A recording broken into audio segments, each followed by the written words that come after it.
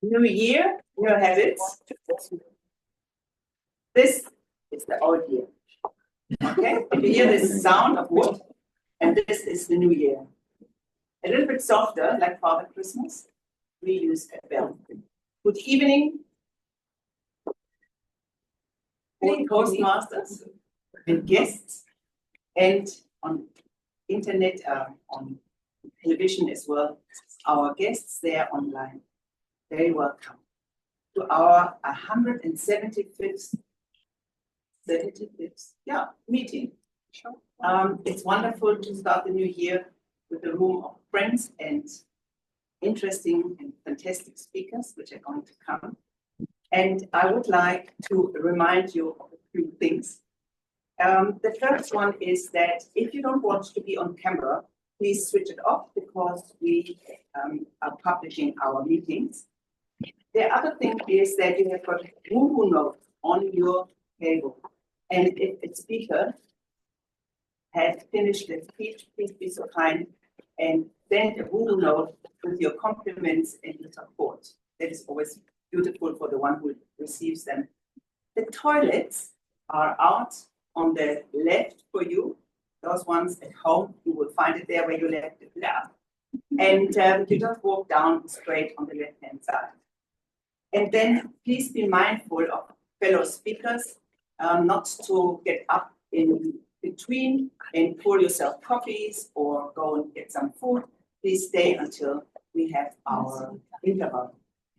I would like as well to read to you this club promise from Toastmasters.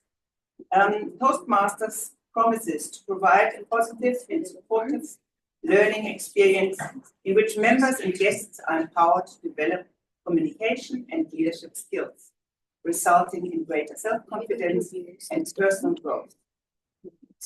We have this evening our Toastmaster, Chantal Fiet, and I would very much like you to welcome her warmly for her Toastmaster. Is it just click on Gabrielle. Okay, good. Just see. And then you can say spotlight for everyone. Not page, spotlight. Okay, a warm welcome for our President Justine. Good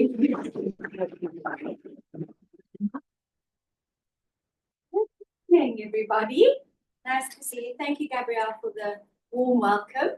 I trust everyone had a fabulous rest and holiday and festive season for those celebrating. And I hope that you all have a wonderful 2025 with lots of speeches, lots of courageous moments standing up here and speaking. And we will all be here to hold your hand, to celebrate your wins, and to walk you through all your speeches together. I want to quickly, before I start, at the end of last year, we did some awards because we just want to acknowledge all of our wonderful members who are with us, and some of you weren't here. So the people that weren't here, can I ask you to just, when I call your name, to quickly come up, and give you your certificate, and then we'll be on our way. Chantal, oh no, I didn't. Compassionate about building one tiny heart at a time.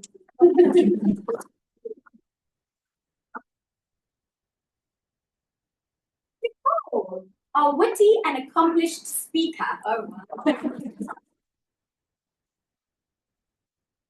Thanks for making your way down for the meeting. Nina's not with us online.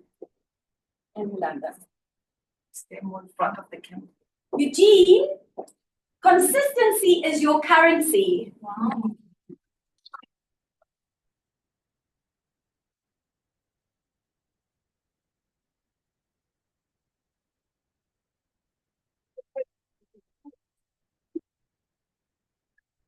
Steve, go more, yeah, go more in front of the camera. Multitasking. Thank you. And last but not least, Anna. Closing deals and opening hearts one speech at a time.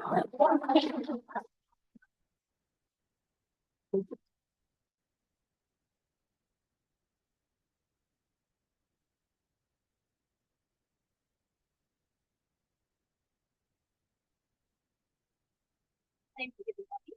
And while we are celebrating, I just want to acknowledge 3 of our members who had birthdays. We had Amelia, who's not with us tonight, but it was her birthday on the 23rd of December.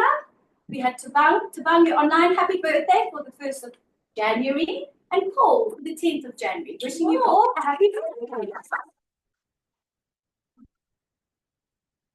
Okay. Now, I would like to take a quick few minutes just to welcome all of our guests that are here online and in person. I'm going to start at this table and just work my way around.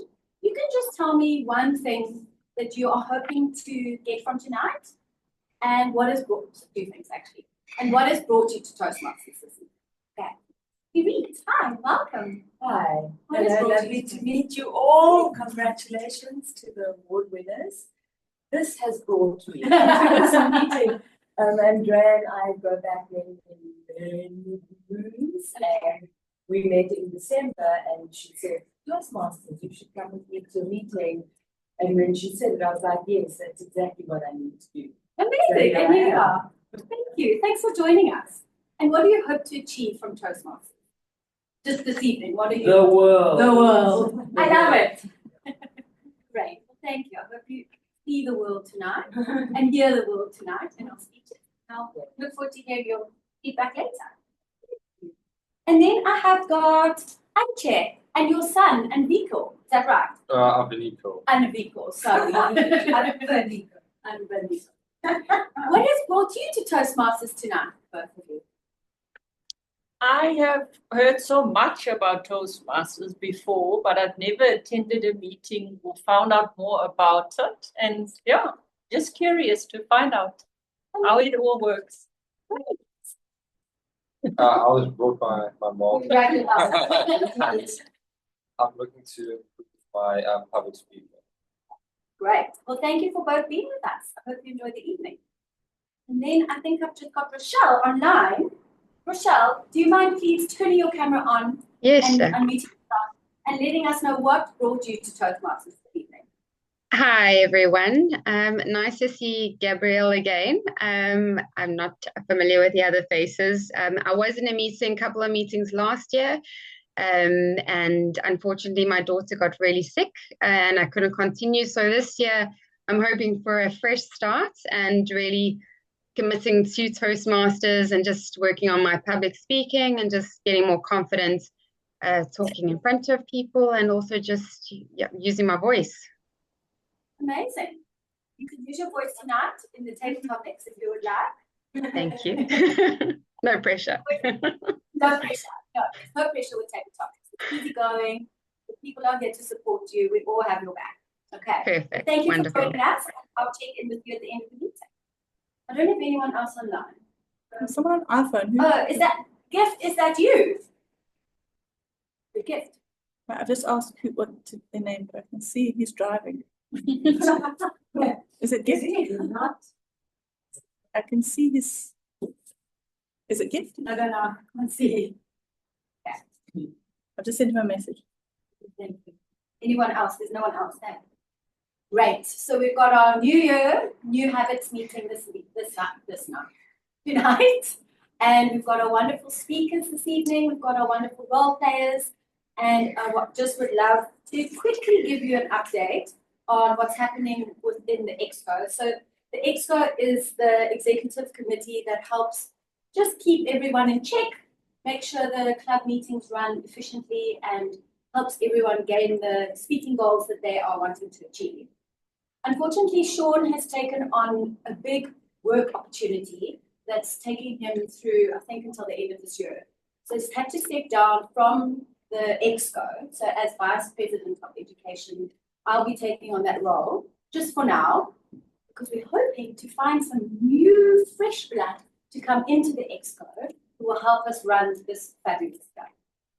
So please give it some thought. If there's anyone out there that wants to freshen up on leadership skills, freshen up on what did we say earlier, Sally? Being on the Exco is very much about learning on the spot. Yeah. And yeah, it's a real leadership. It's showing up. and Showing up. commitment. yeah, showing up.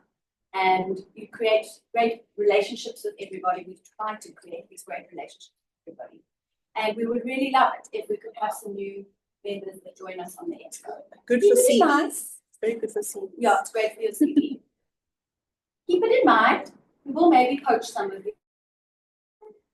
So please be gentle and kind when we do that, because we would love some help. So I understand there are some new members, Marius, I'm sorry, you haven't done any pathways training as yet, but we will get there.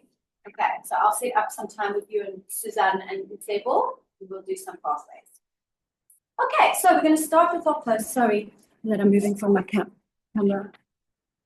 I could ask everybody to just grab a little glass, and those online, please unmute yourselves. And we're going to raise our glasses and make a toast to South Africa and all her speakers.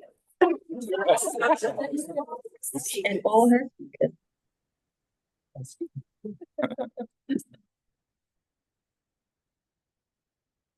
Now have the honor of handing over to our Toastmaster of the evening is our lovely Chantal. She will guide us through the evening, make sure everything runs smoothly, and I will see you at the end. Thank you, Chantal.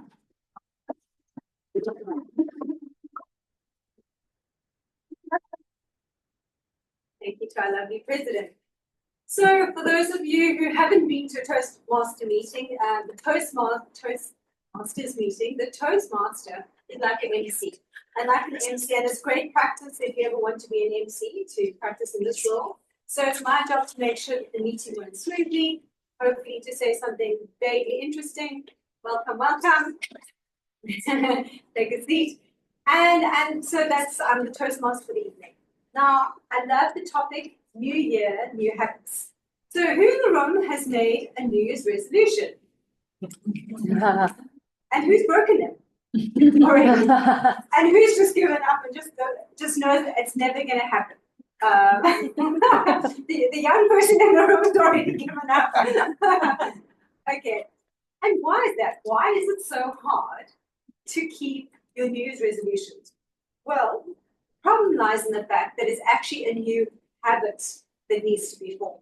So just by sheer willpower, unfortunately, we can't propel ourselves into that outcome that we want. Because they say it's not your goodwill, it's not your hopes, it's actually your habits that achieve the outcome that you want. So the hard news is so research differs by 35, between 40, depending on who you listen to, 40% to 95% of your actions are unconscious. And a good example of this is somewhere where you drive a lot, school, work, parents. Do you remember how you got there? Do you actually pitch up and like, oh, did I turn that corner? You can't remember. So that's a great example of how unconscious many of our habits are. And that's what's driving a lot of our behavior. So we've actually got to get up and over that in order to achieve a new habit and you see the growth that we've got. Okay, so that's why I'm super excited to hear the speeches about New Year and new habits. And then I'm going to be starting with, and as you'll see for the new people, is that Toastmasters has got an agenda and got a very specific agenda. We went through it exactly the same. The roles are the same, the role players will be different. So I'm going to be introducing now our fabulous timekeeper, always adds a play all of her own, Julia, and she'll be running us through how the timekeeper role works. Over to you.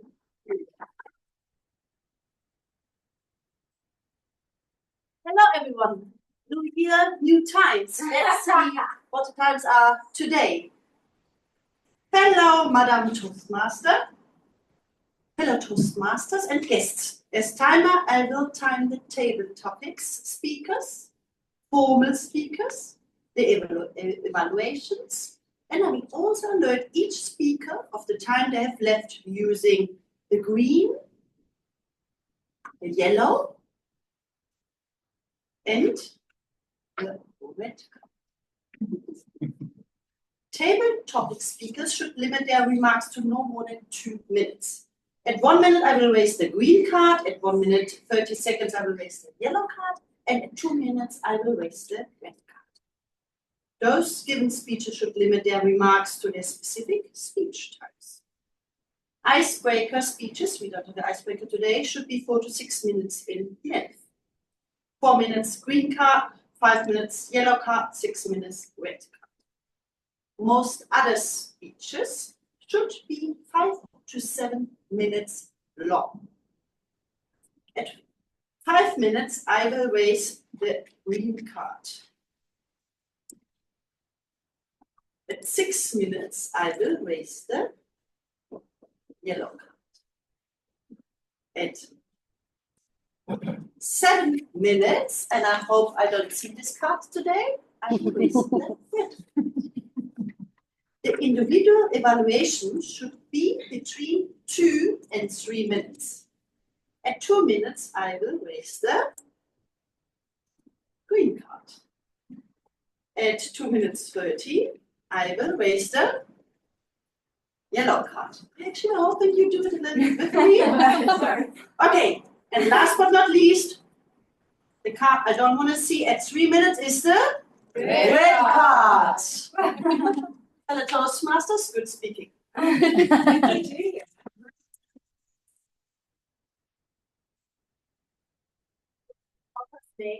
Help us be better public speakers. I remember for my icebreaker, I think I tripled the time. I just had no idea and couldn't contain it. And I think we've all been at events where people go way over time and it's quite tedious. The Toastmasters is the platform that actually teaches you to be within your time. You might go over like I did, and you might also eventually learn to trim your speech.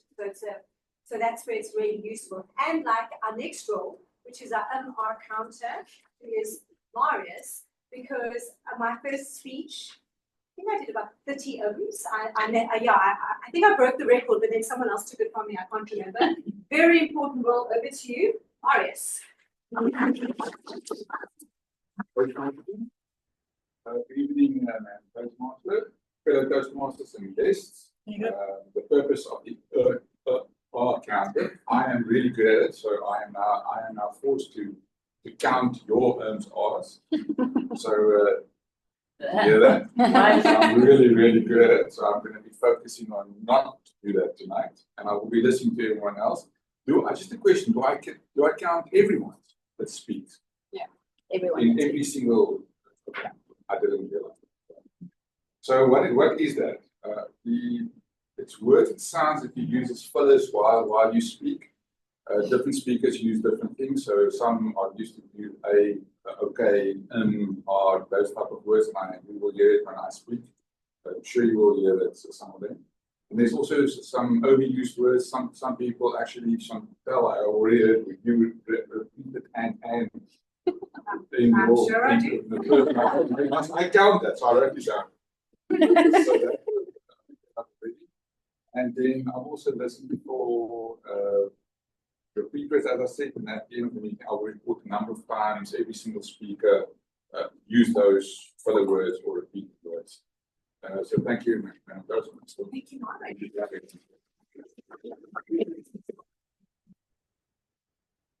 Next role is our evaluators, and you'll see they all have very specific criteria, different speakers are on different levels, so they will be having criteria that they're assessing speeches by. It's very deliberate, and there's a lot of science going on behind it.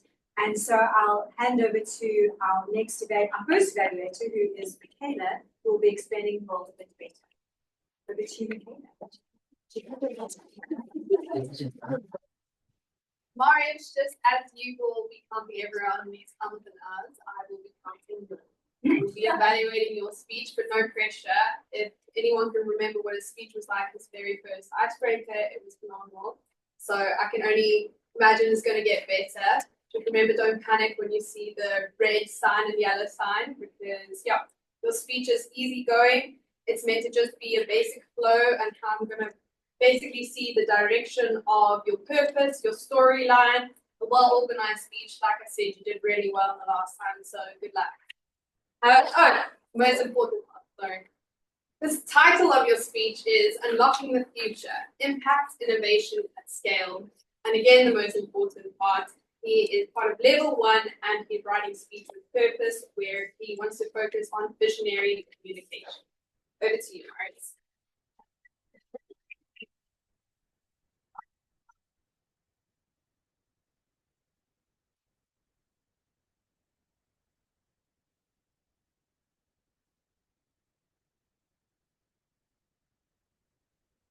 everyone. My name is Marty Schubert.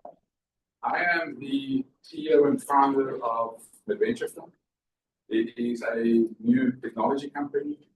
And when I started out this process, I spoke the first time when I sort of gave you the problem statement. And I want to sort of just repeat that to some extent for those that weren't here for the first time. So all of us are you Cape Townians? So you Cape Townians, you've been here for a while.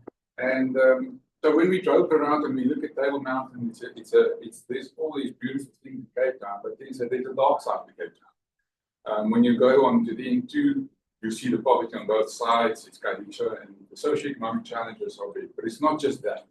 There are huge other problems. There's human trafficking. There is drug abuse. There are a whole lot of issues that we deal with at a socioeconomic level in Cape Town. But what if I tell you that there are already estimated 500,000 individuals in Cape Town and Western Province, as we speak today, that are already working on the solutions for those problems? The problem is that they do not have access to capital. They don't have access to support, and they are usually excluded from accessing these resources because of systemic exclusion, potential perceived high risk, and so on. So what we at Adventure Fund is busy doing, we have a vision to literally redefine the whole concept of impact innovation and the investment that goes with it. So, and it's the whole issue around seed and early stage impact innovators that cannot access capital because of those issues.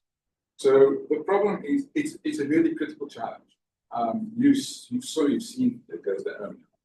So I don't know if you know the United Nations Sustainable Development Goals. In 2015, it was ratified by all countries in the United Nations. And the first issue on the United Nations Sustainable Development Goals is that we need to leave no one behind. So practically, it means that we should leave no one behind. And it's practically impossible if you really look around you just in Cape Town. So it's really a critical challenge. But if you look at these 500,000 individuals walking around in Cape Town, we actually have it's a group of seed and early stage innovators that's underserved from a capital perspective. So, and despite the billions in venture capital, $1.5 trillion in impact and sustainable capital globally, we still can't get this capital to these individuals. So, and we need them to solve the problem. So the solution that we've created is exactly that. We built a solution and technology, a platform that can channel the capital from the capital that's available, $1.5 trillion that sit there, and actually create a platform through which we are able to channel capital to these literally 250 million individuals across the major market, of which 500,000 sits in the Western Province alone. So it is huge. The opportunity is huge. It's a massive challenge, and we've been working. And this is the new year, new things. This is the journey that we've walked since 2012. So this year is really exciting in the sense that it's really new, and we're breaking ground as we speak. So we've just signed the memorandum of understanding with Global Startup Cities. They've got 30 sites globally. We will be doing a project in Cape Town, a pilot project, and in Buenos Aires. We will finalize the project. We will finalize the predictive model, and we will probably bring around 1,000 projects plus onto the platform, of which we will fund 115. It will be done in a competitive format. So we plan to disrupt the seed stage venture capital, as well as the impact investing and angel investment spaces by doing that. So what makes it unique? What makes it different? It's really an effective way, an efficient way of bringing these innovators on board. Capital is one thing, but it's bringing on board very, very quickly and drive the execution of these projects that they have been thinking about and have been planning, and drive the execution of those projects. The second thing is it's a blockchain technology. So it's fully traceable, fully tracking the projects and its deliverables. It's tracking the returns on the investor side.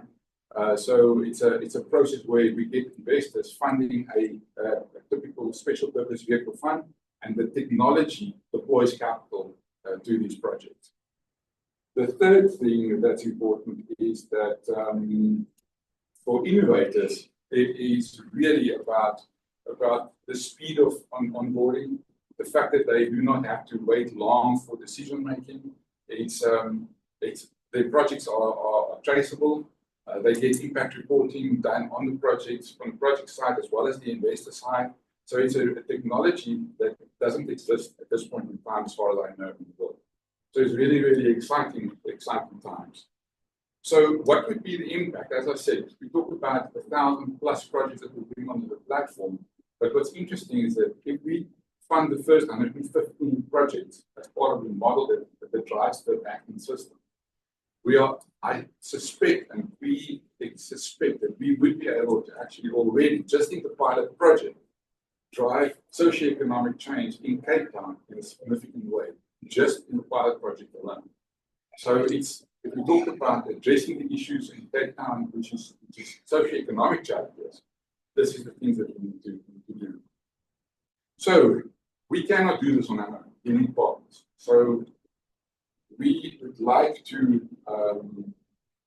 It's not just about unlocking the potential, but it's also to drive the system that will drive the change that's necessary in cities like Cape Town. So, as Nelson Mandela said, it always seems impossible until it's done. So at Venture Fund, we truly believe in doing the impossible, and we really need partners to go on this journey with us. So I will be sending you a link afterwards. So if you're interested to partner with us in any way, you're welcome to just complete that online survey, and we will be sending you information as we roll out over the next 3 to 6 months. Thank you for your time. Really appreciate it.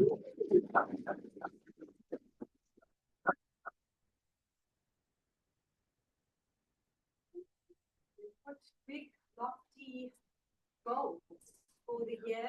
We all inspired. Some of us have small goals. We just want to say let's ums and ahs, and others want to change the world. But we're all in the room together. I'm going to introduce our next evaluator is Felicia. We didn't do grammarian. I'm sorry, grammarian. And that would be Tabang. Tabang, are you online? I am. Good evening. I'm not introducing. Don't you worry. Word day as well. Thanks so much, Tabang. Most welcome. Madam Toastmaster, fellow Toastmasters and guests, as grammarian, it is my responsibility to pay close attention to all speakers, listening carefully to their language usage. I'll take note of improper language, as well as outstanding words, quotes, sayings, or thoughts. As grammarian, it is also my duty to introduce the word of the day. For today's meeting, the word is compelling. Compelling, which means evoking interest, attention, or admiration in a powerfully irresistible way, not to be refuted, inspiring conviction. Something similar to what Marius has just done and delivered his speech with inspiring conviction. So that is one way that you could use it in your sentence, in your speech. Every speaker is encouraged to use the word of the day. I myself am looking forward to hearing all the compelling new habits that everybody is going to be talking about for the new year. I will give a grammarian's report when called upon at the end of the meeting, and also report on the usage of the word of the day. Thank you, Madam Toastmaster.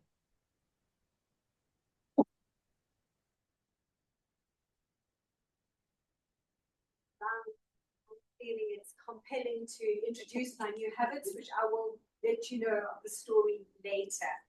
So I'm going to be introducing our next evaluator, which is Felicia. Over to you.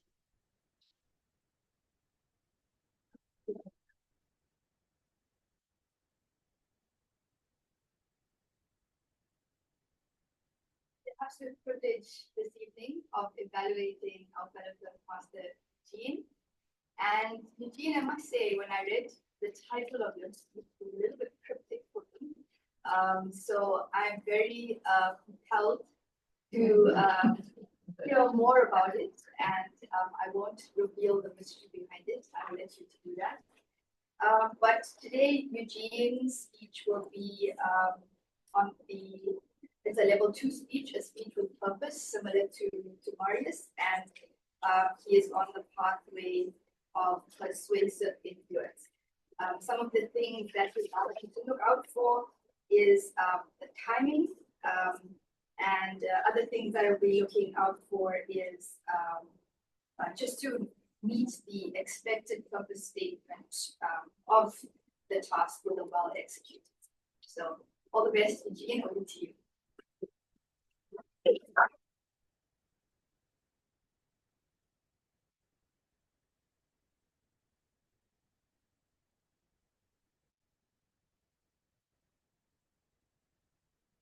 Thank you.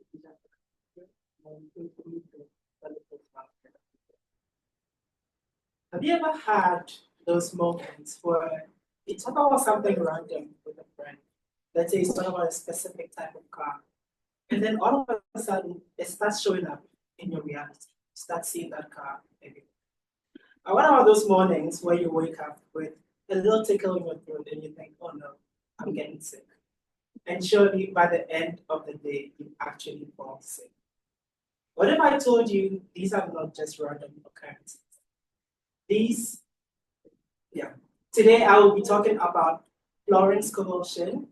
That is the reason for the title. She was an author in the 1920s, and she's a woman whose teachings have made me rethink how life works. And in line with our theme for this meeting, New Year, New Habits, I want to talk about her book, The Game of Life, and how to play it. So in this book, Florence wants us to rethink how we view life. Many people see life as an uphill battle, but Florence says it's more like a game. And like any game, there are rules. And once you master those rules, you can really succeed. Florence says to play this game, we only need our mind. Think of the mind as the steering wheel that controls the direction of your life. For example, if you repeatedly tell yourself, I'm always late, your subconscious mind will find ways to make that your reality. And you'll miss the bus, you get stuck in traffic, all manner of things will happen, and you'll always be late. Now, to use our minds to play the game of life, we need to master 4 things: our thoughts, our words, our imagination, and our actions. Let's start with our thoughts. How do our thoughts dictate our life? Well, Florence says what we focus on is what creates our reality. If you focus on the things you don't want, you will get them. But if you focus on the things you don't want, you get those as well. Florence gives an example in the book where there was a man who was scared of catching a very rare disease. And so he kept thinking about it, and all he thought about was this rare disease and how he doesn't want it. And surely enough, unfortunately, he did attract that rare disease into his life. And so we need to focus on things that we want and give no thought to the things that we don't. I just think a lot about how I was shy, being an introvert. It was a belief. And if I still had those thoughts about how shy I was, I wouldn't be in front of you right now. But then I redirected my focus onto the things that I actually do want. I want to be confident and I want to talk to others about the things that interest me. And here I am. So whether you think you can do something or whether you think you can't do that thing, you'll always be right because your thoughts create your reality. Now let's talk about our words. Florence believed that our words carry great power. In the book, she talks of a man who always said, I always miss the bus. And that's exactly what kept happening. But his daughter stayed in the same house with him and she said, I always catch the bus. And she never missed the bus. And so watch the words you speak and talk more about the things that you want. Personally, I love to use affirmations. There was a point in my career where I was working really, really hard, but I didn't feel any financial gain from all the hard work I was doing. And so there's this affirmation that Florence has in the book. She says, I get wonderful work in a wonderful way. I provide wonderful service and receive wonderful pay. Things didn't change overnight, but I saw my work improve because I kept saying that affirmation over and over again, and I started to deliver wonderful service. and with time, the wonderful play. Another way to plant good seeds in your subconscious mind is to use your imagination intentionally. Florence believed in the power of making. One of her stories is about a woman who always imagined that she was rich, but evidently she wasn't. She visualized herself throwing big parties, wearing beautiful clothes, and feeling abundant. And eventually that became her reality. So when you repeatedly imagine the best case scenario, let's just put aside the spiritual and the woo and all of that. When you repeatedly imagine the best case scenario, you train your mind to notice opportunities more and take actions that make the outcome more likely. Finally, let's talk about action.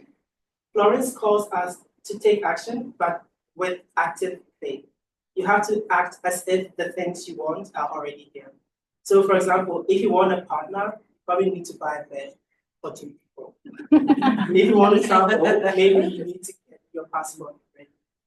She gives an example in the book about a woman who bought a very large paper cutter to open. And people around were asking her, why do you have such a huge paper cutter? She says, to open all the big checks of the bank that I'm going to get.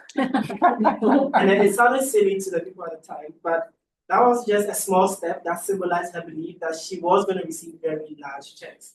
And indeed, after some time, big checks arrived, and then she put that paper cutter to good use. I recently had an experience like this. I was looking to move to a new place because I was done living with the flatmate, and I wanted a place of my own. I wanted it to be within my budget, and I wanted to be in the city. And if you pay any attention to the Cape Town rental market, that's a very bold thing to want. But I took active faith in my vision, and I remember one Sunday I was just being a brat, and I was like, I'm over this. I don't want to live with someone anymore. And so I packed up all my things. I started giving away all the clothes that I had that I didn't wear anymore. And then I also bought a piece of art I said I'm gonna put this in the bathroom when I move. It only took me 4 days of taking the step to find a place that ticked all the boxes that I wanted. I didn't do any viewings, I didn't make any applications. It just fell right into my lap. But it didn't, because someone was moving on, the landlord was looking for someone to move in immediately. So it kind of didn't fall into my lap magically, but some way, somehow it happened. And so, yeah. Whatever you're looking to happen in your life, acting as if it's already unfolding can help set things in motion. So that is how you play the game of life, according to Florence Coalition.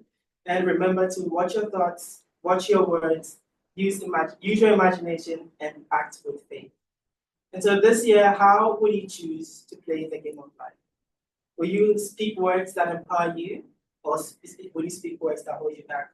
Will you practice active faith to bring about the changes you want to see?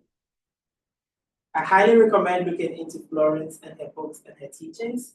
And I invite you to choose at least one of Florence's principles and apply it in your life this year. You might be surprised at the doors that open and how quickly they do. Thank you.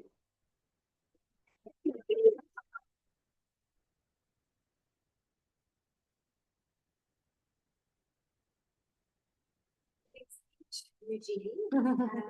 I've always loved the research. There's a lot of research behind that. It seems spiritual and mystical, what you're speaking about, but actually one of the most famous experiments regarding the power of your words is by, pronounce his name, Mashimoto. Paul probably knows this, where they spoke into ice, and when they spoke bad things into ice, the ice went black. And when they spoke beautiful, how do you say it? They say emoto. That's one. And since then they've done tons of studies, like if you can kill your plant by telling it ugly things, and you can really make it beautiful. So thank you so much for words. Definitely do have power and creative power. Thank you, Eugenie. Over to our last evaluator, who is Paul, very seasoned Toastmasters. I'm just going to hand straight over. I'm going to say you more.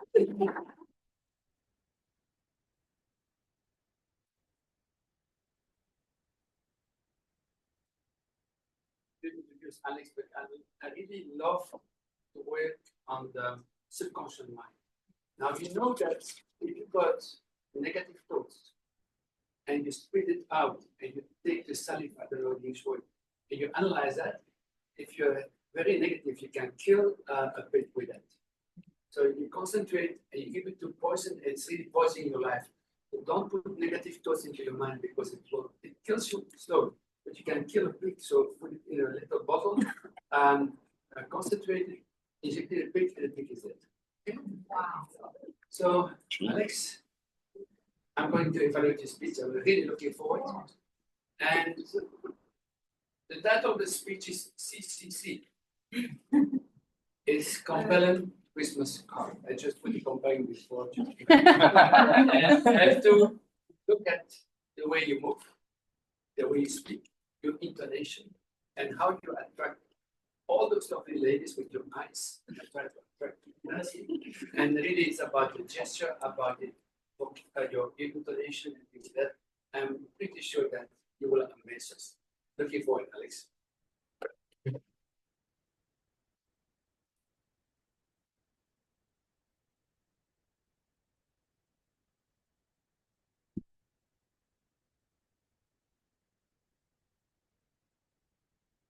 This is a nice, compelling Christmas card, isn't it?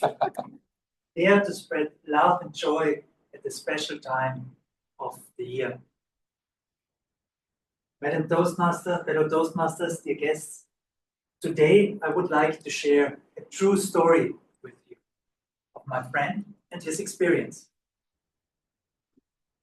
One day, my friend comes to work early in the morning, sits down at his desk, opens his laptop, tries to log on to the computer system. Doesn't work. Tries again. Still not working. Looks around. Seems that everybody in the company has the same issue. Nobody can log on to the computer system. As you can imagine, early in the morning, it caused some irritation, some frustration among the work, and some bad jokes about the IT department. But shortly thereafter, they heard the devastating news. Hackers have attacked the computer system of the company, and they have encrypted the entire system, so nobody can access it anymore. A ransom note was received demanding 1 million euros in cryptocurrency in exchange for a password to decrypt the system and regain access again. As you can imagine, the news sent shockwaves through the company. The founder and CEO of the company refused to pay the ransom. He believed that yielding to the demands of cybercriminals is not an option. But reality kicked in. The company ground to a halt. The advanced and highly sophisticated machines on the production line, they stopped working. The warehouse manager could not find the parts anymore in the huge warehouse. He didn't know where they were and how many. The purchasing department couldn't order new parts. The sales department couldn't get new sales orders in. No invoices could be printed, and so on and so on. The lifeblood of the company was effectively cut. And all attempts to regain access to the system or to work without the IT didn't work or simply just took too long. So faced with no other viable option to save the company, they engaged a special negotiator. Believe it or not, all the consulting firms have this now. It's a special profession. So if you're good in IT and you're a good negotiator, you can actually make good money, but rightfully so.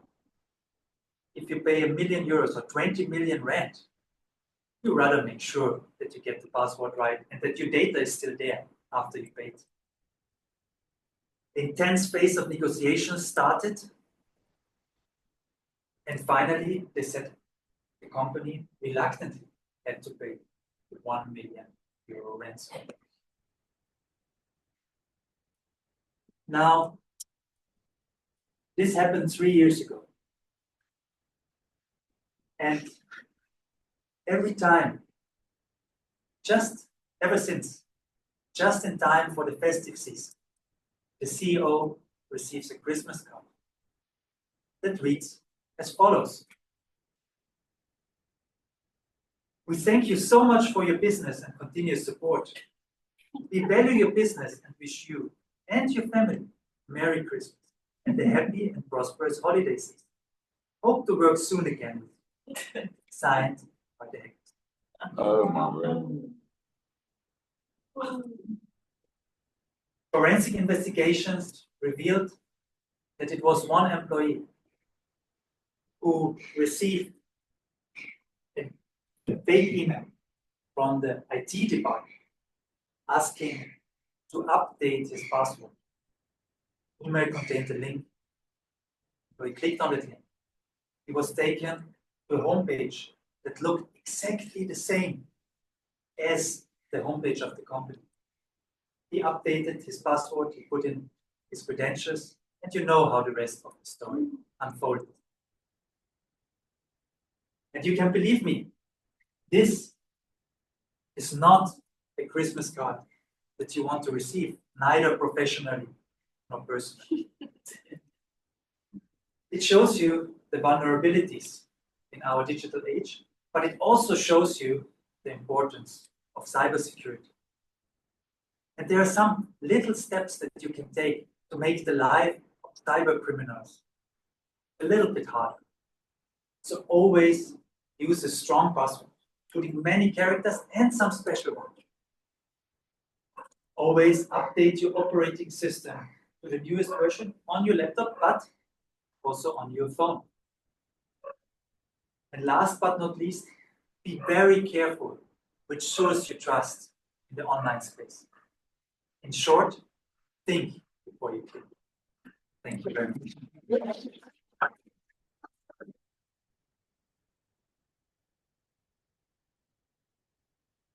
Alex, what a scary and but compelling and very riveting story. I will definitely be updating everything on my computer when I go home. Can I now call for the timekeeper's report? Was Felicia? Who's the timekeeper? Sorry, I'm Julia. Julia. Oh, yes, of course. Great. Get up again. Over to you, Julia.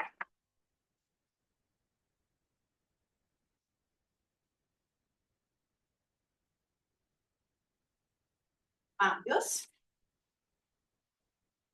Your speech requirement time was 5 to 7 minutes, and your actual time, and I will give you your actual time was 6 minutes, 58 seconds, and 6,100 seconds. So you're just in. Eugene, your speech time requirement was 5 to 7 minutes, and you were just about 7 minutes. It was so interesting. You could actually do it for much longer. And Alex, your actual speech time requirement was 5 to 7 minutes, and you had 5 minutes and 49 seconds. Speaking so slowly, it was really very rewarding listening to you. Thank you.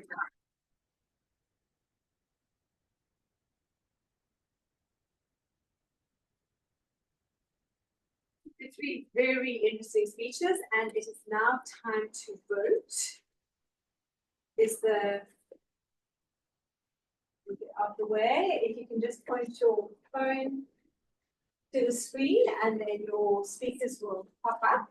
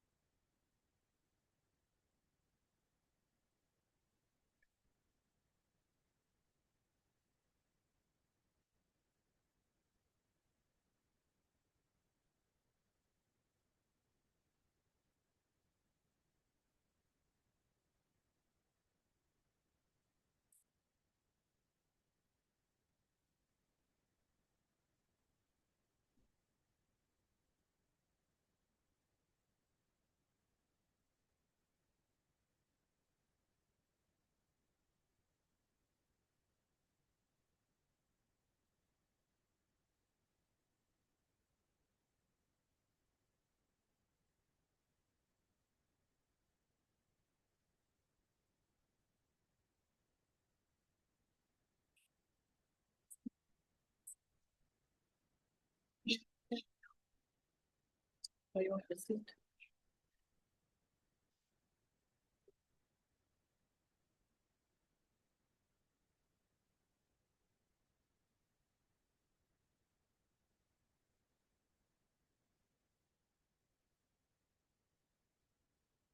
While waiting for the schools to be collated, our meeting's running a little bit early.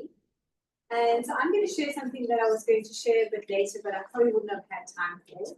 Talking about new habits. I am very pleased to tell you that I actually developed a new habit. Who here in the room has heard of cold water immersion? I'm sure the athletes, I know Alex, really, has everyone, so everyone knows about it. And who here has actually done it?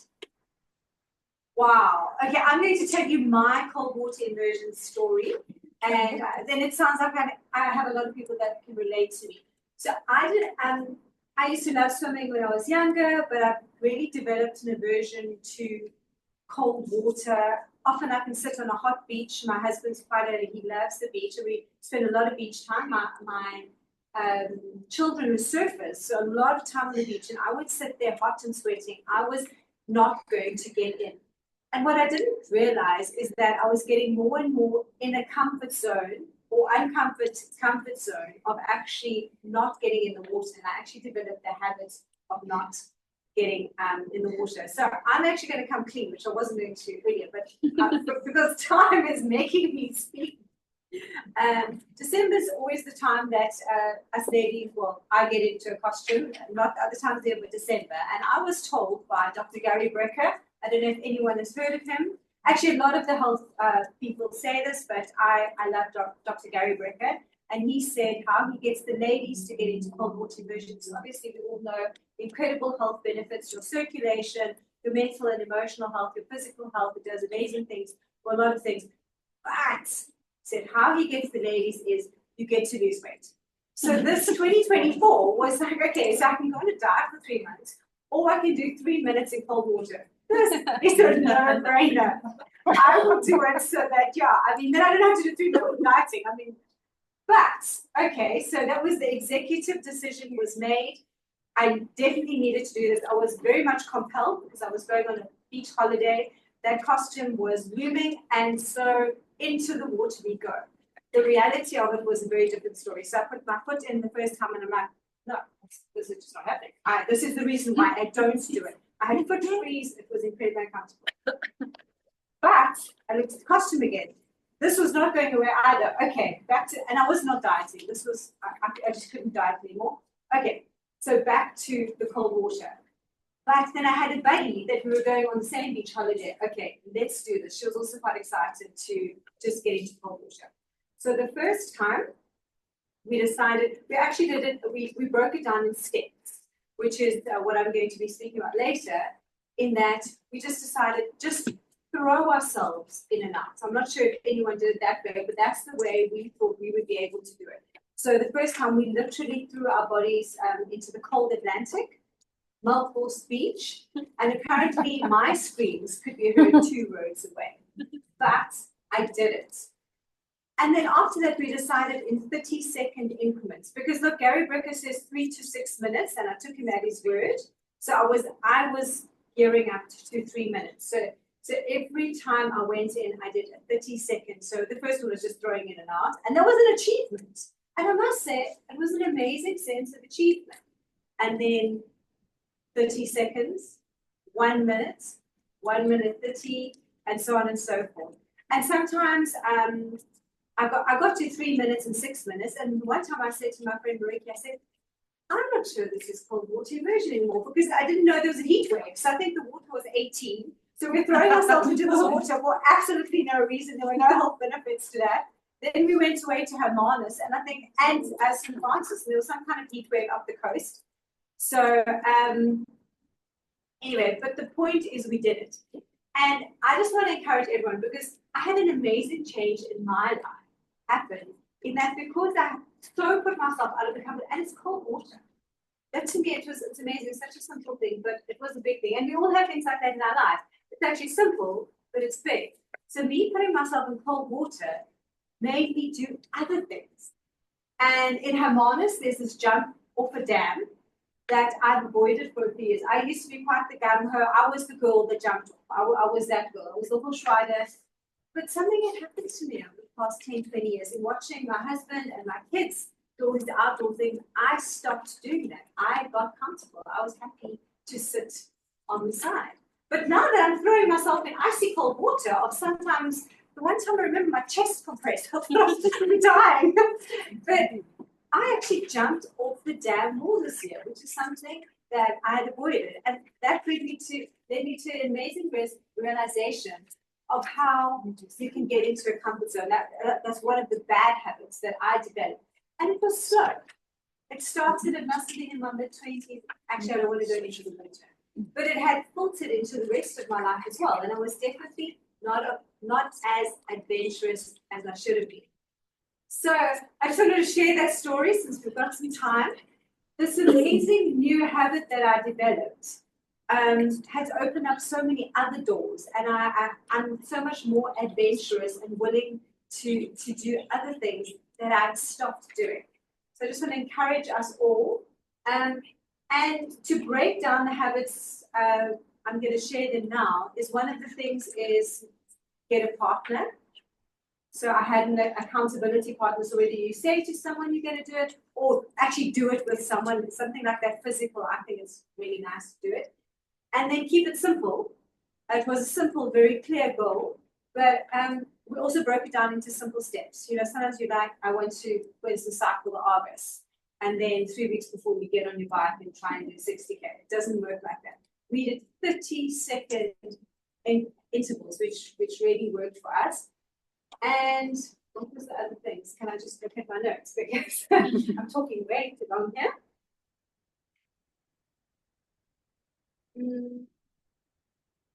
Set realistic goals. You know, it was realistic. I could. The Atlantic Ocean was right there on my doorstep. So it was something that I could achieve. Another fact is start. I love this thing that, according to research, if you start something, like just get into the water, 80% of the time you will carry on with it. So the fact that we were just there, standing there, willing to do our goals. It's also like when you, especially an admin task, just start, or you're writing that book, just start, means 80% of the time that you will carry on. Be consistent. A phrase that has really hit me hard, I found it a few years ago, is successful people do consistently what other people do occasionally.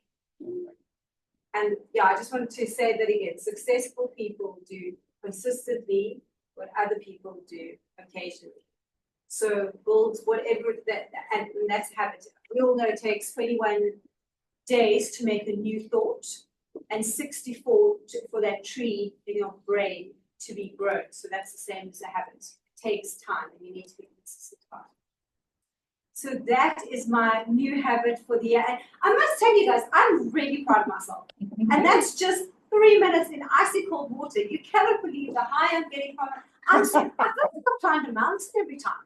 So it's not quite a cheap, like easy win. Guys, I want to, whoever's not doing it, 3 minutes cold water, you'll feel like you've conquered the world. So I think that's quite an easy kind of thing to do in today's times. And the other things are much more complicated and take a lot more effort. With 3 minutes icy cold water, I feel like I'm winning the world. So that's my new habit story. And I think we're just going to be waiting a few more minutes for the food, Justine. Yeah. So I think let's just chat and get to know each other. And so we reconvening for the break. I love you, Sergeant. That arm's just going to tell us when the food's going to come. Well, it's coming in about now. It's about 8 minutes, 7 minutes. So I think we just go on as usual. So meet back at 8. So, so our online members, okay. I will do a breakout room.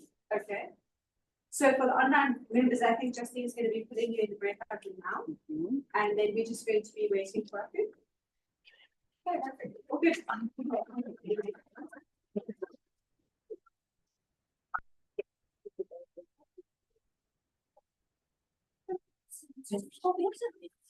beautiful.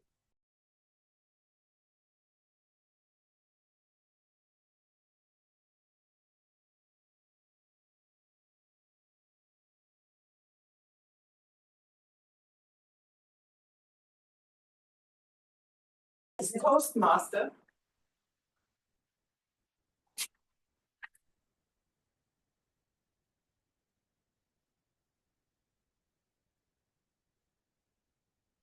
come to the second part of the evening, and that is the most enjoyable, very often very funny part, and that will be the table topic. But before we go there, I would like to hand over to our wonderful Toastmaster of the evening, Chantel. Would you please guide us further?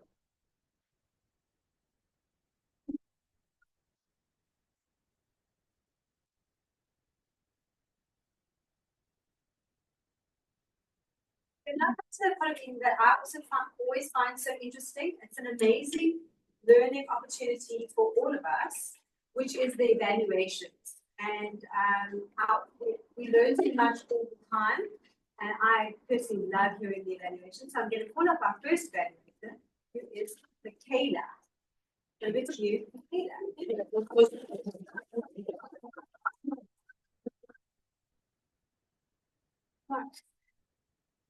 Can you please remind me what your first speech was, the title? Do you remember? Well, No. I'll just give you a little insight into my mind. I had many conversations throughout the holiday, and I kept bringing up your speech, and I've literally been on a cliffhanger waiting to hear what you have to say. So thank you so much for sharing. It's very exciting what you're doing, and I feel like I can't remember what it was the name. She joined us last time, and she spoke about something, and she was young, and she was like ready to start with bright-eyed, bushy tail, and then you had all these solutions. Now you had to describe them, which was really well done. Your voice variety was great. Your hand gestures really, you keep us captivated, and it's really great to listen to you. There are just a few things that I would mention, and it's not specifically because of you, it's specifically the industry. I used to work in sustainability, and I'm sure Paul can also relate to this. People's eyes glaze over. And if once they glaze over, you're either greenwashing or you're just rambling on your own little tangents. And it's soul destroying. So instead, start with a question like how you did. You engaged, is who's from Cape Town. And because I gave you a short introduction to the relay of your first speech, maybe bring it in a bit more, just like our series would start and they would give like a recap of what to expect, just so whoever is not in the know is in the know. You don't want to talk to people in a way that they may feel confused, and you don't want to dumb it down so that they feel stupid, but you want them to relate so they can understand, so they can approach you with questions then. Which is really great that you ended with a call to action, because like you're selling something, you need people to get invested, so it's really great that you did that. Me, how I started, I used to speak like 100 miles an hour, you could never hear what I had to say, so I was so excited and so passionate.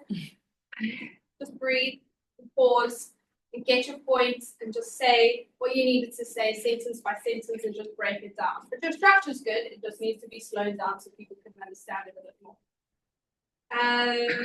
No, you probably caught me on that as well. Your time is really good. However, I did feel, and this goes the same with me, when I see my time going, I'm like, oh, and now you like with like speech cards, and you're like, where am I and stuff. Lose the speech cards completely. You know what you're talking about. You're passionate, so just go with it. Do it as a presentation. Just because everyone else may use speech cards doesn't mean that you should. Then things like we plan to disrupt. Start with statements like that, or this technology doesn't exist yet, but we're doing it. Like things to get you on the crux to listen. And like blockchain, it's all in the know now, but not many people actually understand it. So those are moments where you can just break down a bit. But like I said, you left us on a cliffhanger and we immediately went onto your link. Like, you've got me, I'm listening, but I'm a Greenpeace warrior. So it's just a matter of trying to engage a bit further. So people who, we're all thinking it, we all see the homeless people, we all see the problems around here. We just don't want to face it, but you have the solution. So make it an opening conversation for people to come and face that. But otherwise, really well done. And I can't believe this is your second speech. Keep it up.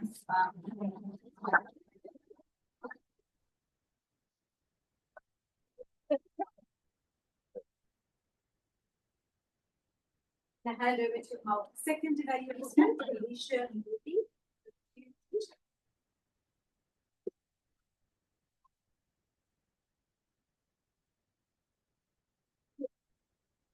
play the game of life. You know, I honestly thought you were speaking to me during your speech. I felt so moved and intrigued by the content, and it was such a good reminder.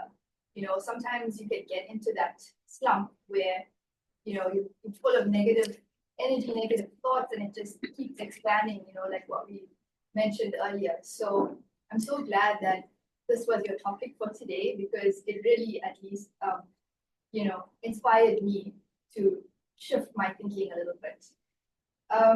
So yeah, I mean, I think at first I was a little bit uncertain at the beginning when your title, as I said, was just Florence. So when you started saying, you know, when you started your introduction about, you know, how do random occurrences just happen, and you know, we only need our minds to sort of change it.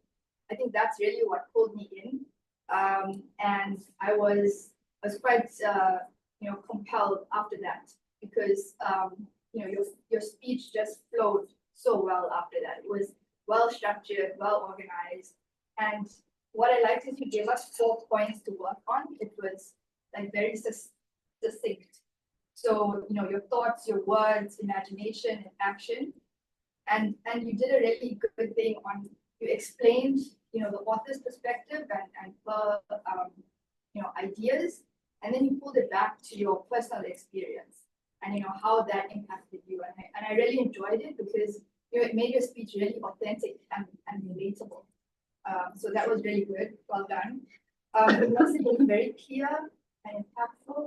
We control our own fate and future, and we can choose to have a positive or negative experience. And I like that you invited us to choose, like you asked the audience. How would you, you know, like to play the game of life?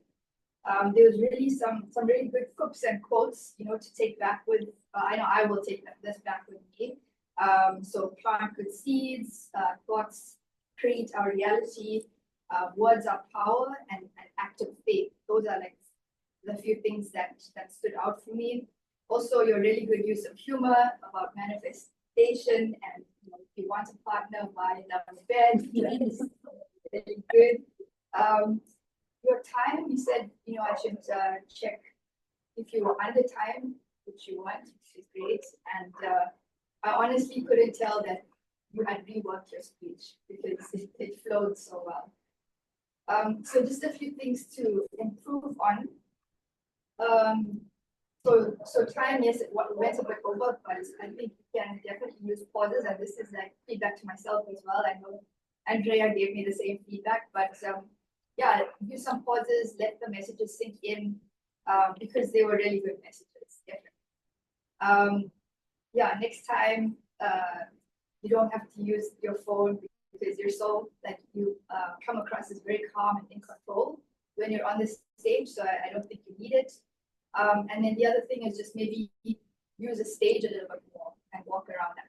Also, this would be back to myself, but definitely you can use the space a little bit more. But yeah, I think you can definitely engage with your audience because they were very captivated, as I was. So in summary, excellent speech, really well structured, well organized, the clear body and intro, the clear intro, body and end, relevant and engaging with content that's impactful, and a conclusion that really hit home.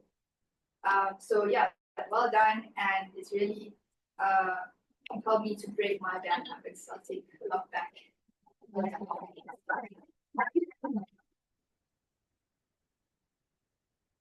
Take a moment before Paul comes up, because Paul's a very seasoned evaluator, speaker, so he's going to be. But Michaela, how many evaluations have you done? 4. And how many have you done, Tanisha? This is my first one.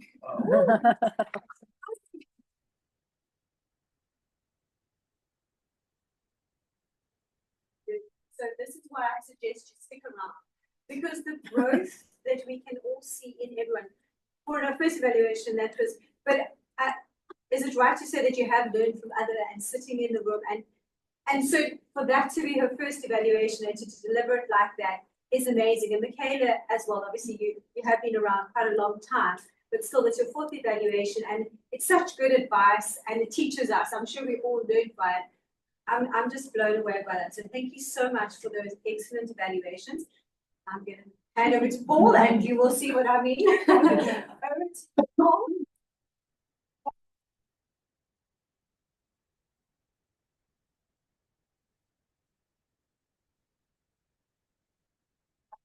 To show where you just stand. I might be, I think it's my sixth evaluation, so I'm not, no, I'm not often here, but I'm here already for many years. So people have improved much faster than I do. The whole thing is that you need to practice more, and I'm not often here, unfortunately. Alex, the CCC, very good speech. Thank you very much. I'm not here to evaluate your speech, but more about the gesture, the vocal variety, and it was impressive. So let's first, as an additional X, let me first speak about the clarity. I think you spoke in a very good language, very calm, good pronunciation. I also like the way that you have the stage. You start with your Christmas card, you put it here. Good thing is that you had still the eye contact when you put your Christmas card. You had gestures on your heart when you speak about the wave, you got your hands going up. So the gestures were very good. One thing maybe go a little bit more. You have think about 11 meters. You don't have to use 11 or 12 meters, but at least try to use 6 or 7 meters. One suggestion also, but that's also applied to me, try to modulate your voice. The voice was a little bit, I want to use a monotone, but it was very soft, very clear. But you need to put sometimes more action. When there was action, you need to really show the action also with your voice. You know? If I was a CEO of that company, I received a Christmas card, I get a Christmas card, you know, I get 1 million euros that I have to drop. You know, you could make more, I think a little bit more theater, you know, jumping up and down. Comfort level, very good. Everybody was captive. Well, at least I was captive, but I think I saw around and everybody was captive. So you have the comfort. You are not shaking. You are not afraid to talk. Then you had the interest of the community, and I think the movement was also with pupils, like the waves, like your heart. So good movements. My only suggestion is try to modulate your voice, going with a higher pitch, a lower pitch, soft, but all by all, a very, very good speech, and looking forward to the next speech. Thank you very much.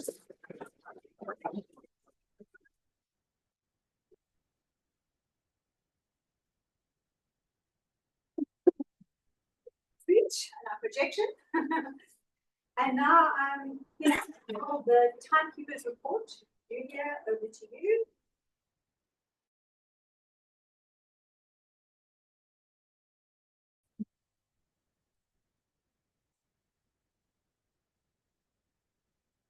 The timekeeper's report. Michaela, 3 minutes 24. Telisha, you got 4 minutes and 3. And well, I think you were watching me while I was taking times and learned while you watched me, because I think you did brilliantly with 2 minutes 12. And I love to give my 2 cents to the timekeeper's report. What I learned just watching how everyone was doing their time. I think it's so much fun to be in time. And then sometimes it's not important to get another one, another one, another one, another one. So just seeing the yellow or the green card, then the yellow card, say, okay, now let's go to the showdown. And later on, we still can tell everyone time. I feel always so excited. And then, oh, was I trying 2 minutes? I'm like, yes, you watched me. You wanted to be in time, right? Well, you know, it's only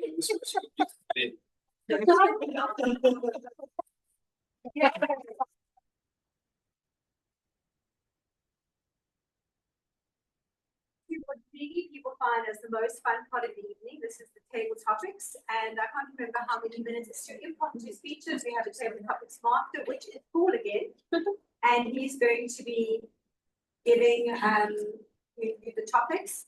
So What's interesting to me, what I didn't realize, and I'm just going to feed this back to you, is that this will also help you, because we sometimes think, does this help us in speeches, but it'll also help you in real life. So who here, when someone says something,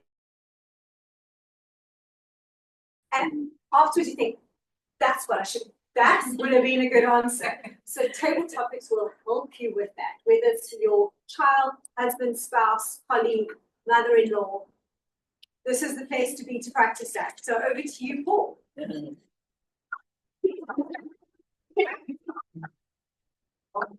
very honored tonight to do an evaluation and table topics, and indeed table topics is something very nice and very special. And I think everybody needs to practice it. Do it. Come on, don't be afraid. Who wants to raise their hands? Well, no. You come on. So, how it works is that next to me, I want you to. So, it's not.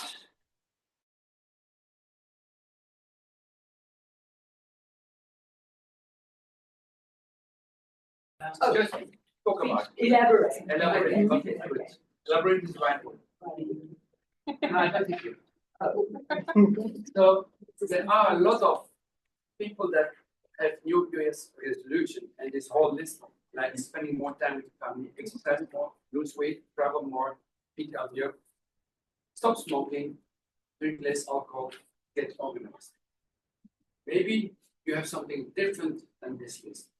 Can you elaborate and speak to me about your resolution for the year? And if you don't have, just invent one. No, that's what I normally do. Okay, good evening, everybody. Toastmasters, blah, blah, blah. Everybody seems to have a little preamble, which I don't have. But I'm very, very happy to see you all. This is my New Year's resolution. I was a famous entertainer and speaker for decades of my life. I got extremely ill, literally had my life sucked out of me by autoimmune disease, undiagnosed for 28 years, eventually was diagnosed, immediately started a healing journey, and I have spent the past 5 years rebuilding my body from scratch, rebuilding my career, rebuilding my confidence, and re-engaging my authenticity. And coming here and standing in front of people and speaking is my intention for the year to come. 2025 is the year that I've done the work, I've done the healing, and now I'm literally standing in front of people speaking, which is where I belong. And that is what the universe has told me. So for me, it's about a little bit lot. Whenever I can get up and speak, I will. Does green mean stop, or does green mean go? Done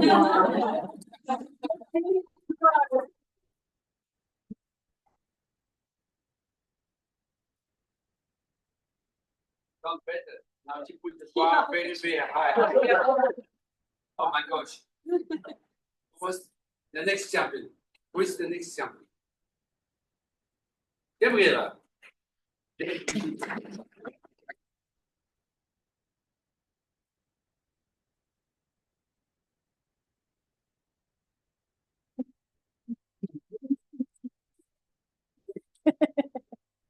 Now, maybe you have New Year resolution or not, but I want not of this year. I want the one of last year. Did you fulfill it, or you did not fulfill it? If not, why not? And what was the hurdle? If yes, what was the challenge? Oh, okay. I thought about that when I was driving here, because in the year 2000, the Dalai Lama was in Kirstenbosch and giving a speech. And they said, so what is your resolution for next year? And what is when you wake up in the morning? And he laughed, his gentle smile, and he said, it will be a morning like every morning. So for me to make resolutions, which I don't keep, is very difficult. So I last year, yeah, actually, I did not have a resolution because I don't believe in myself keeping up to those resolutions. The only thing, one of the resolutions was that I would give more speeches. You see where I ended up. And so I did not do it well. And so this year, I thought my resolution is not to be so critical if I'm not performing the way I thought I should perform. And I will not be so critical to other people if they do not perform the way I expect them to perform. And another thing I came up with, and sorry for that I have to come to this year, but in order for not fulfilling things I want to fulfill and be critical, I went back to something very Buddhistic, and I'm sticking to it quite well, and that is stay in the moment. So when I'm driving and I start thinking, no, come back now. There is only the now. And with that, I am cutting out, hopefully, a lot of thinking, negative thinking, unfortunately, for critical thinking, but it's more to be now, in this moment. And it has given me a lot of joy already to be now. So now I'm with you, and I'm so happy. Thank you very much.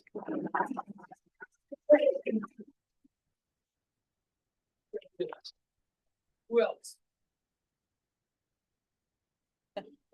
Okay,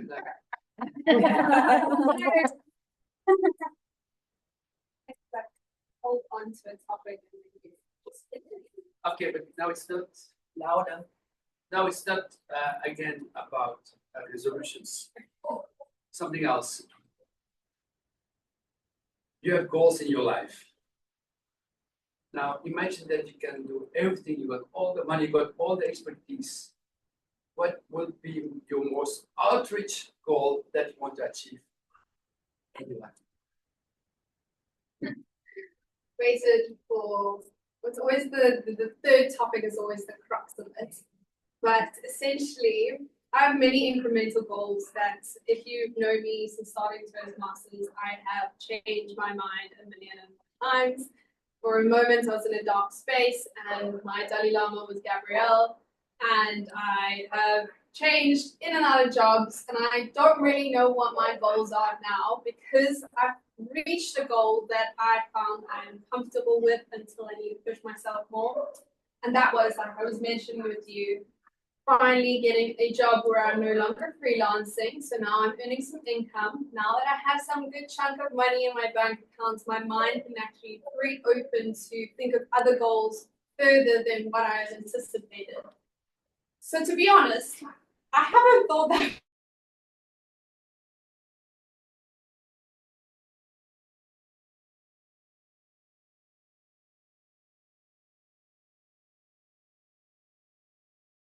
regret saying that kind of stuff when you're 50 or 100, but I think it is more about the idea of regretting not doing something. So instead of goals, I have made things I would like to accomplish or feel that I've come near to, for example, skydiving, because it will make me feel that I have lived my youth. So I feel like my goal at the moment now, and I'll let you know in 5 years, is to absorb as much of my youth as possible. Thank you.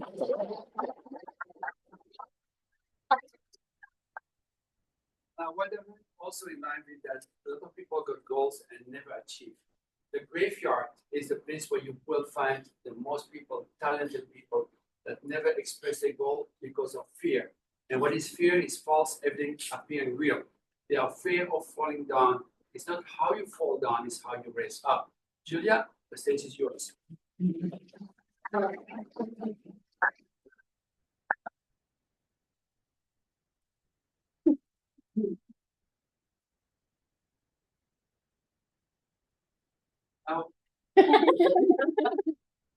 Personal question, very personal, but you don't have to answer.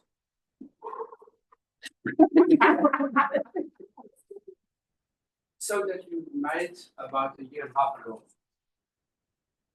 What was the hurdles since a year and a half to today, and how did you overcome them? Oh, you have to repeat this. So you married 1 year and a half ago. What is married? You married. You had you and the husband. Yeah. No, I got married 55 weeks ago. Well, 55. Last Friday. okay. And you're the lucky one because there are people that are married and after 3 months they're already divorced. So you managed to for 55 years. What was the biggest hurdle, the biggest problem that you had to overcome in 55 weeks? Whew. What was the biggest hurdle I had to overcome for 55 weeks?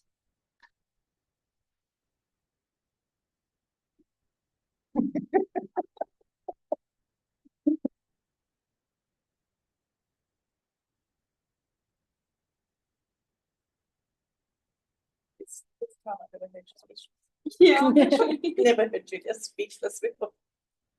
That is a speech. Was it that easy? It's a good sign. That's it. Your planning of your whole. No, Michaela, we are not hurdles.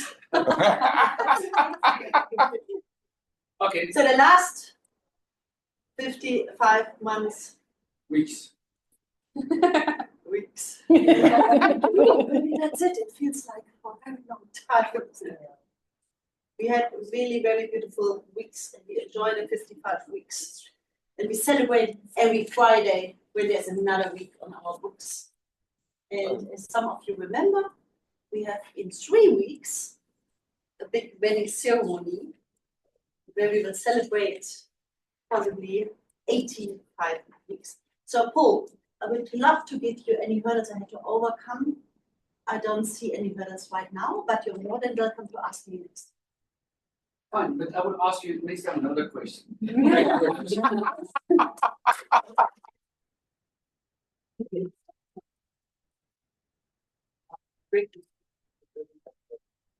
I think I'm married now for 20 years.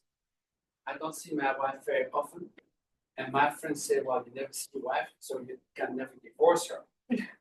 But for me, the wedding is like a balance. When I choose my wife, there are positive points and negative points, and make sure that it goes in the right direction. That's quite important. But I'm an engineer, right? Like that. Anybody else? Eugene?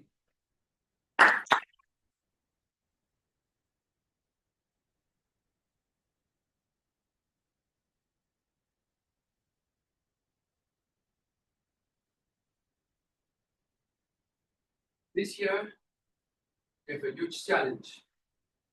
And you want to learn something very new for yourself. You want to master it. You're going to explain what you want to master this year to be your upper best. Please. There are multiple things I want to learn this year. In the career space, I think AI is the big one. The reports are coming out that about 92 million jobs will be lost due to AI in just the next 2 years. And even in my company already, there have been people that have been let go because their jobs have been replaced with AI. But then that's focusing on the negative, on the positive, in that sense, created because of AI.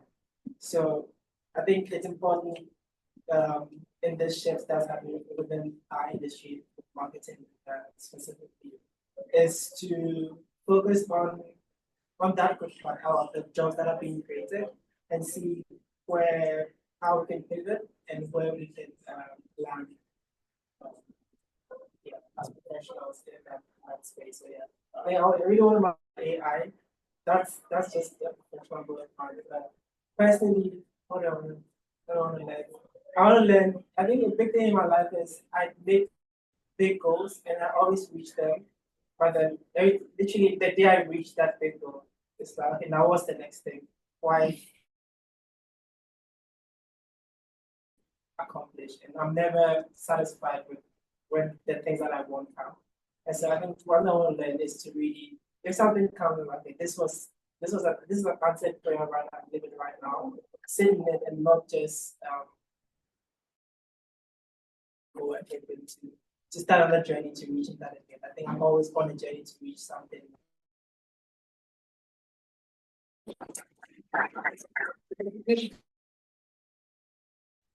No? Okay. Last one? Yeah, we're over time. I think. Oh, but thank you very much. Thank you, Paul.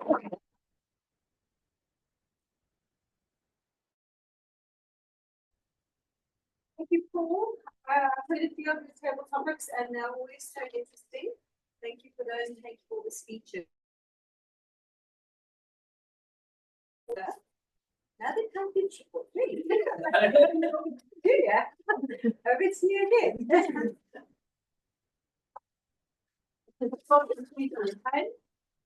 Irit, 1 minute 33, congratulations.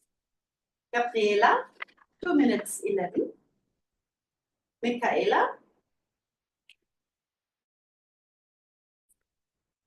Julia, 1 minute 14. Eugene, 1:48. Congratulations.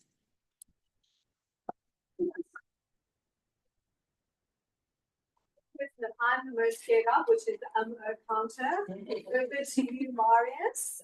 Remember, we've got a deal, okay? My information you want is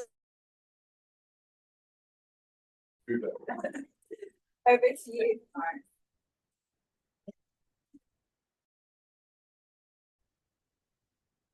It was a really interesting exercise for myself and I, because suddenly I'm aware of the stuff. So now I'm focusing not to do all of the stuff. But I must be honest with you, I think I'm really the worst person because I like listening to you so much, but I stop counting at a few. Chantal, I counted 3, 2 arms and 1 hand. Yeah. When you told me I've got a lot of them, so I don't even know.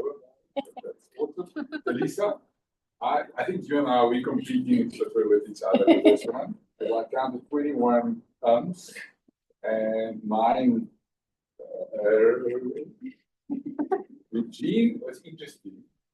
Your first speech you had, absolutely, I think I had 2 years, but then none of it. But then not with a short, with your table speech, you had 4, 5. Obviously, you were thinking through the things. And then Michaela, I counted 1 and then all 1 and 2 so's. That's what I could hear. Thank you.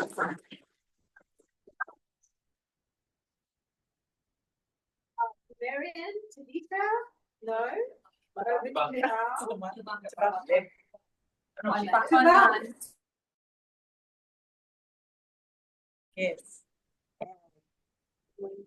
Sorry, I will wear glasses next time I do.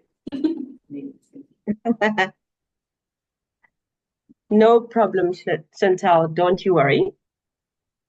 I don't know if you can see me or hear me.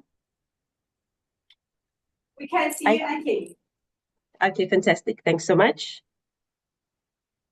It was so lovely hearing everyone's speeches, and I think the beautiful thing about being a grammarian stroke listener is that you have to listen the whole meeting.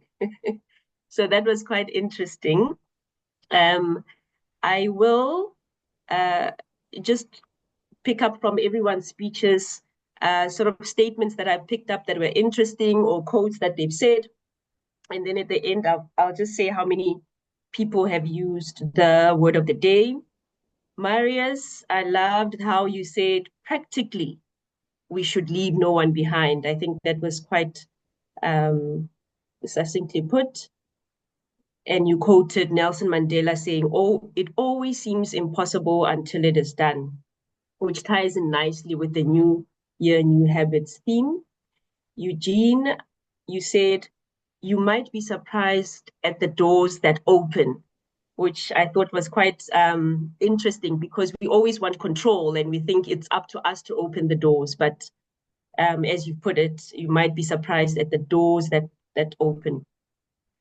Chantal, when you were trying to fill the time to break, you said, time is making me speak.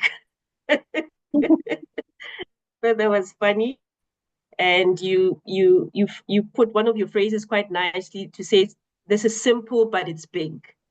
And I think it also ties nicely with new habits, new year, that we can make small changes that are simple, but have a big impact on our lives.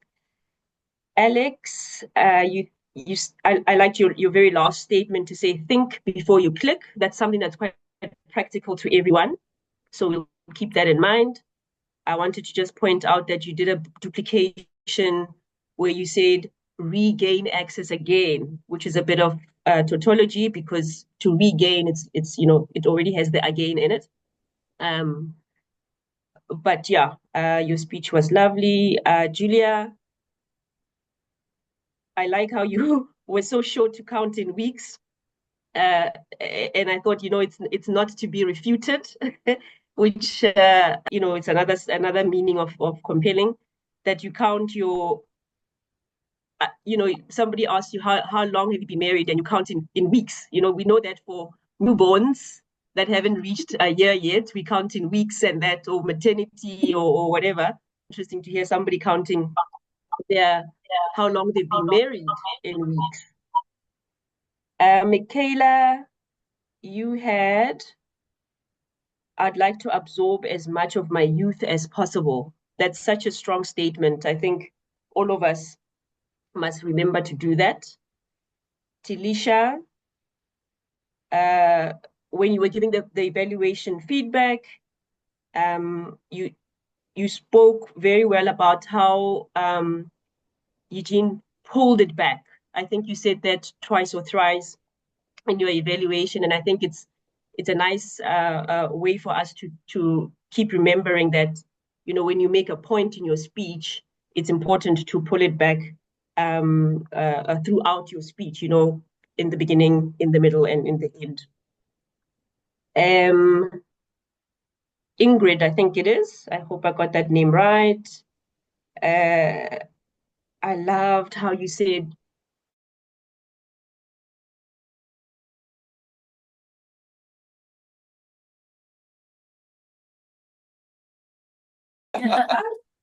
say, I sort of missed that. What's that? You froze. We missed you. Oh, sorry. Okay. Did you miss me at Ingrid? Yeah. Yes. Okay. I was just noting how she said, re-engaging my authenticity, which is a very beautiful phrase. Gabrielle said, I want to stay in the moment. I think that's such an important lesson to all of us, is to everywhere that you are, be in that moment. Don't try to be somewhere else, either mentally or otherwise. Word of the day. Thank you to everyone that's used the word of the day. Chantal, you used it 4 times, Tilisha 3 times, Paul twice, and Alex once. Apologies if I missed anyone. But yeah, thank you so much for using the word of the day. Thank you, Madam Toastmaster.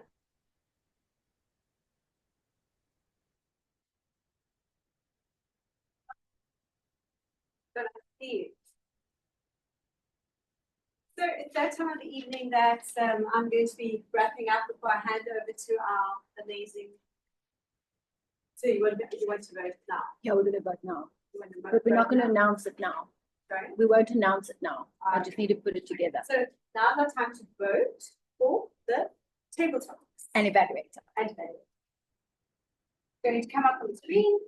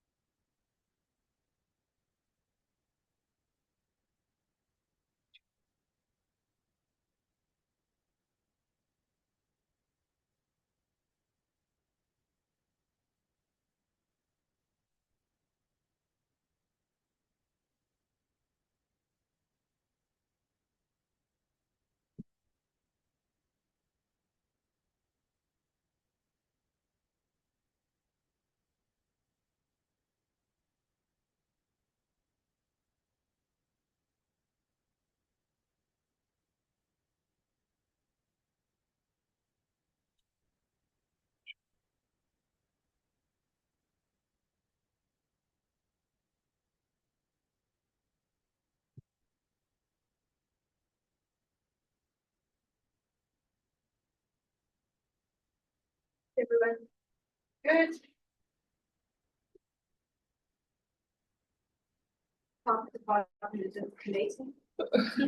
So you do your thing and then I'll do it a little bit later. Thanks. Yeah, that was it. It's my time to wrap up. And I was just reflecting that Toastmasters is probably one of the most appropriate places to talk about New Year's goals. So who here had joining Toastmasters as one of their New Year's goals? I'm talking about back in the day or even recently. Who here was, thank you, Eugene. I'm going to be a public speaker. I mean, who's one of goals is that life? I mean, most of us are here because that was one of the things we want to be a better speaker, and a better at our job or whatever. So it's actually tied in with that. And obviously Toastmasters, why it's so successful, because it's got those principles in place that help us develop good habits.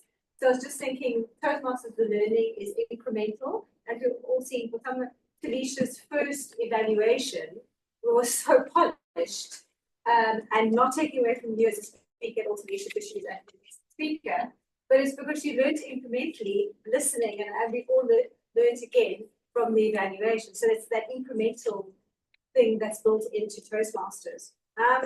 It's definitely out of our comfort zone, but it's quite nice to have a lot of people out of their comfort zone. And so that really helps us to be comfortable in a way and to be better at developing the goal and developing it as a habit. We have accountability partners. We're all here, we're all accountable. People are evaluating us in the most kind way that you possibly can. And they will be here next month to do the same thing. And that's where the habits come in, because it is a habit, and that's also why it works so well. And that's why we are better speakers. I'm definitely a better speaker than I was when I started 3 years ago. And one of my favorite things about Toastmasters is to watch people grow. You cannot believe that nervous, shy person who even 3 months, sometimes it's 3 months ago or 3 years ago, is standing up there so confident, and the way they speak, and also hearing people's stories is just mind-blowing. And I'm sure that we always take something away from the stories. So Toastmasters is just the most incredible place to do your New Year's goals, start your new habits, and definitely continue on. Because if you stick with this formula, you will be eventually. So that's all from me. That was my reflection for the evening, and I'm going to hand over to our amazing president, who's going to wrap up and give you the results of all that now. So thank you very much.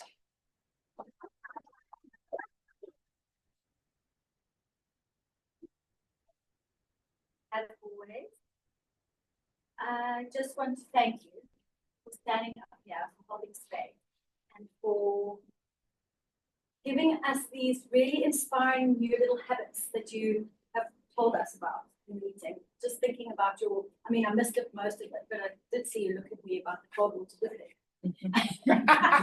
And I did it probably 2 years ago now.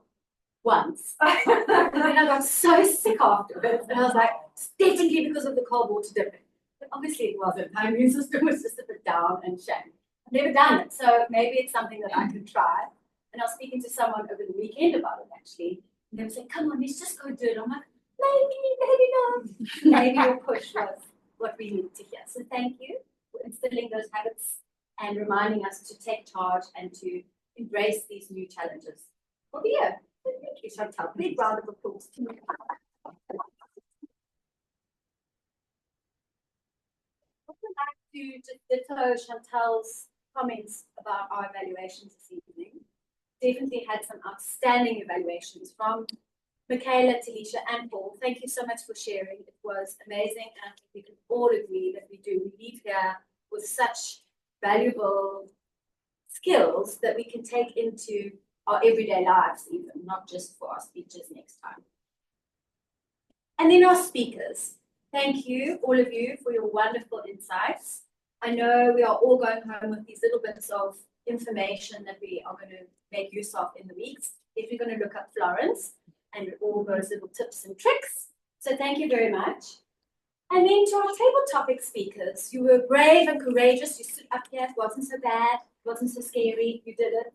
And I feel like every time you stand on the stage and you, not the stage, but when you stand in the space with everyone looking at you, you grow and you feel that much more confident each and every time. It's just about taking that step and taking the leap and doing it. So well done. You can give yourselves a big round of applause.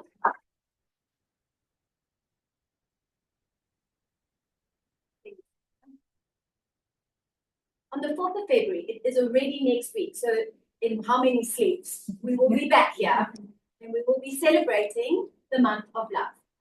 4th of February, the theme is I love you more. Please bring all your love stories to the stage and we want to hear all of it. And please, I've also got that page that is now going around that table.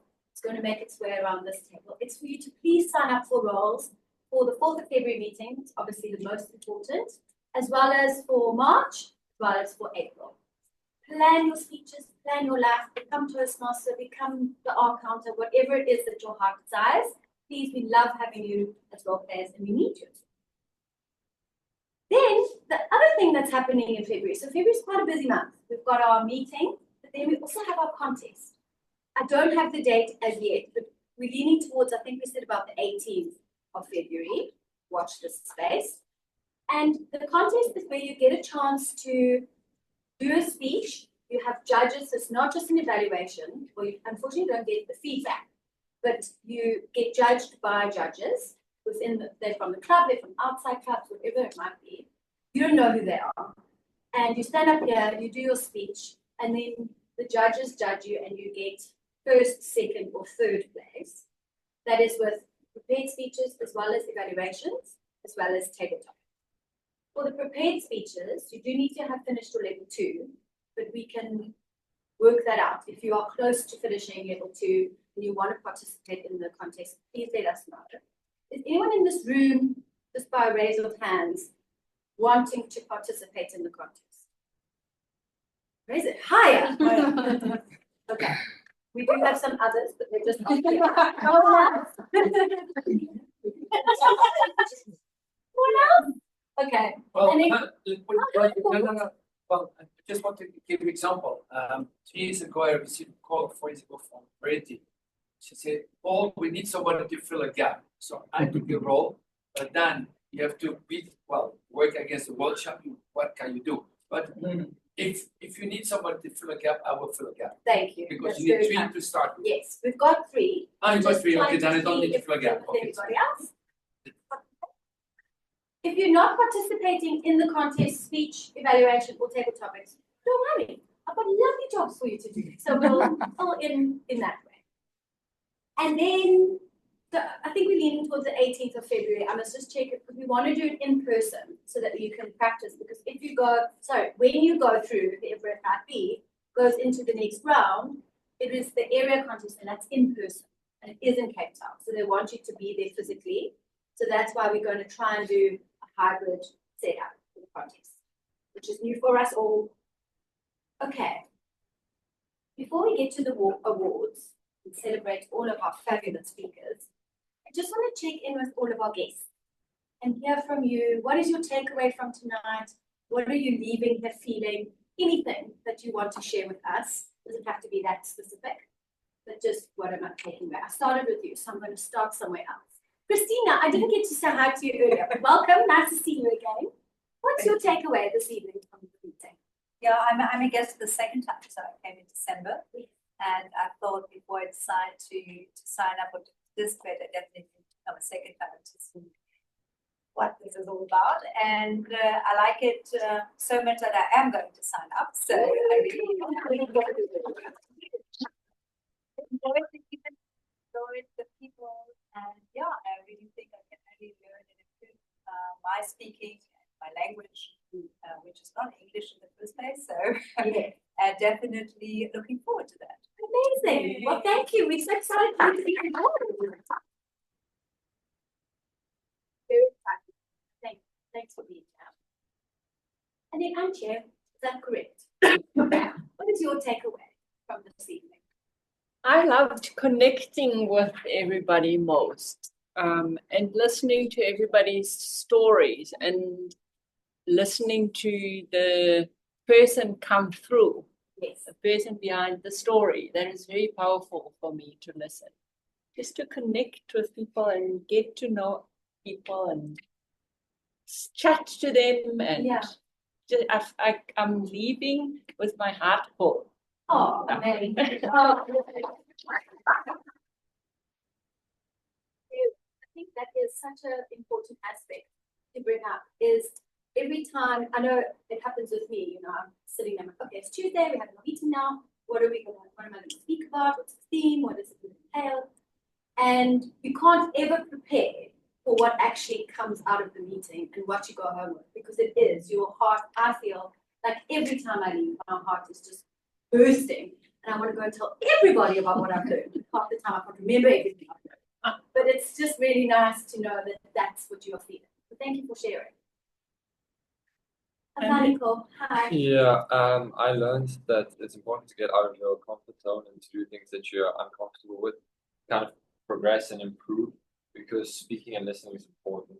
And even if you're not comfortable with doing it, it's something that you will have to learn at some point, and it's also very useful to know. Exactly.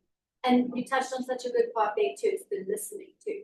Because often some people are so good at speaking that they actually aren't hearing what the person's saying. They're listening, but they're not hearing. Thank you. Thanks for sharing. And then Meet, what would you like to share? I feel very self-aware and like overly conscious of my face on my skull, if you know what I mean. And listening to trying to pick up all the cues and the language and how do the timings work and all of that. So for me there's a bit of overwhelm and social anxiety mixed.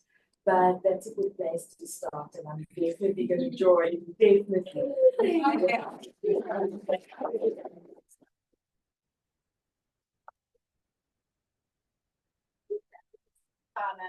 don't know what the times are, and all these abbreviations of PPE and this and that, it's overwhelming, but we'll get into it and it will soon be second nature. You'll be doing the timer and you'll be like, okay, I got this. Great, thank you so much, everybody.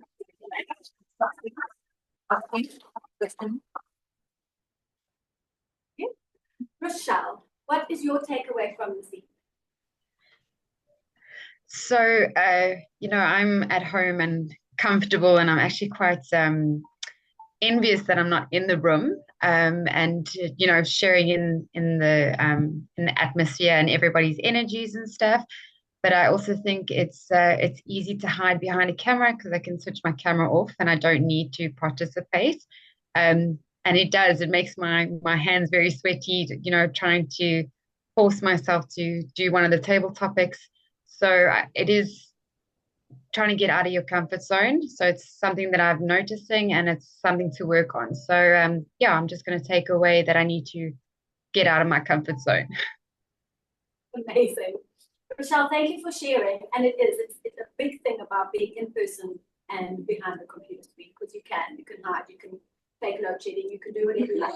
Yeah. But you aren't able to, fake a glitch. It's quite interesting. But thank you so much for sharing, and hopefully we can see you in person one day. Is that Definitely. possible? I'm only 5 hours away, so I should be able to. No, it's just a short drive. When you find yourself in Cape Town, you know where to find us. Wonderful. Thank you so much. Okay, now it's our time of awards. Oh dear, I'm throwing all my things around. I'm sorry. Okay, Sally, are we ready? No. We're gonna have a quick photo shoot. When I give you your beautiful award, which is so big and great, you're going to please just stand and quickly have a photo for our social media. Okay, drum roll, please.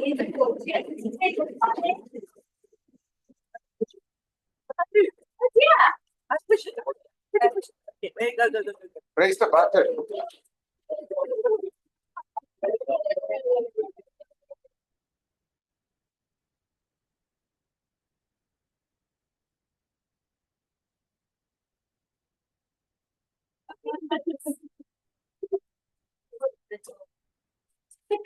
And you've got a little vanish.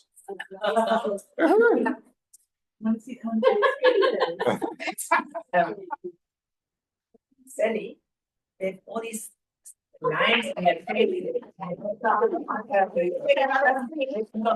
Stand somewhere we don't have those lines in the face. Oh, sorry. Oh, right. It's not orange lines, it's just computer. Yay.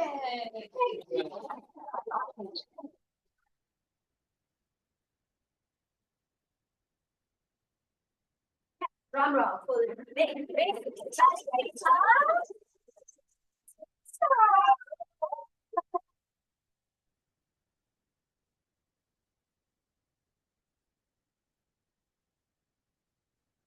Oh, well, they will know you. Don't. Lots of other people watch the video. Well done.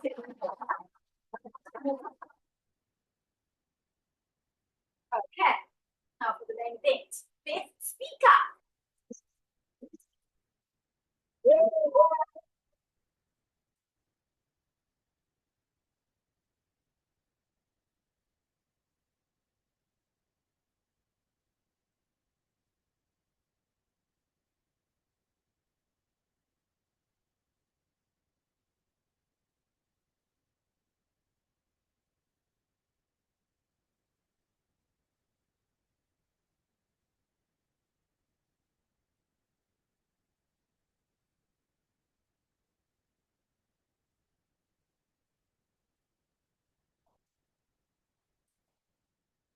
Serious look at all of my passwords. I'm not thinking and clicking at the moment. There's a lot of times where I have to register for something and I get so frustrated with the little thing that pops up. It's orange and your password is not strong enough. Oh, this is my password for everything. So I have to relook at my password. Thanks, Alex. And I think a big one, Eugene, that you said tonight was your thoughts create your reality. And Maurice, I know we spoke in the break. You feel like your mind is so busy. I feel the same. I feel like everything is so loud and so busy. And we often are quite negative. Gabrielle was standing here telling us about being so negative, and it is. We have to really train our thoughts to be more positive. And 21 days, you said. I mean, what was it? 60-something days. I was training out. Okay, so that's fine. So 3 months. And then, yeah, it's just about being more mindful of how we speak to ourselves. And going into the month of love, perhaps it's about not necessarily who you love, but actually loving yourself and focusing on showing yourself some self-love. And I don't know who said it, but there was this quote where they said, if you spoke to your friends or your family the way you speak to yourself, you would have no one in your life. And it's so true. And I sometimes will say something to myself in this very busy head. And then if I think, oh, would I say that to my mom? Absolutely not. So I think it's about stop. That's not okay. And change the way you say. Thank you all very much. Please sign this beautiful form that you see down going around. Where is it now? Yay! You sign it for all the months that you see. And we will see you next Tuesday. Same place, same time.